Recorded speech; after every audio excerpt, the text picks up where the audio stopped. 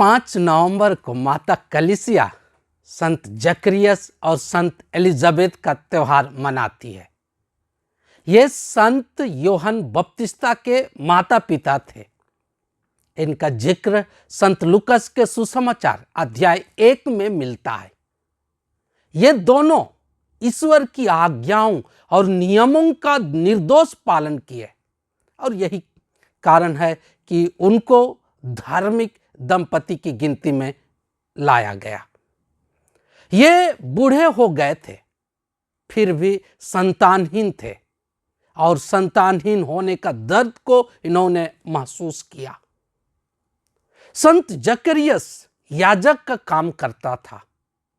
याजकीय काम करते करते एक दिन गब्रिएल दूत इन्हें दर्शन दिए और संतान प्राप्ति का संदेश दिया, पर बूढ़ा होने और मानवीय समझ के आधार पर संतान होना असंभव था। इसलिए वह दूत के संदेश में विश्वास करने के लिए प्रमाण मांगा और प्रमाण स्वरूप वह तब तक बोल नहीं पाया जब तक बच्चे का नामकरण नहीं हो गया।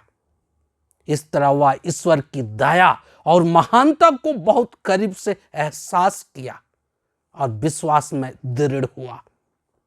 इसे वह अपने भजन में व्यक्त भी किया। संत एलिजाबेथ हारून वंश की थी और यीशु की माता मरियम की कुटुंबिनी थी। जब माता मरियम का इनके साथ भेंट हुई, संत एलिजाबेथ को अद्भुत अनुभव हुआ। उनके गर्भ में पल रहा संत यूहन्ना भी आनंद से उछल पड़ा। संत एलिजाबेथ बिन बताए जान गई कि माता मरियम यीशु की मां बनेगी और अपने अभिवादन में इसे वह घोषित भी की। आप नारियों में धन्य हैं और धन्य है आपके गर्भ का फल। मुझे यह सौभाग्य कैसे प्राप्त हुआ कि मेरे प्रभु की माता मेरे पास आई। इस तरह संत एलिजाबेथ भी ईश्वर की कृपा को महसूस की और अपने विश्वास में दृढ़ हुई।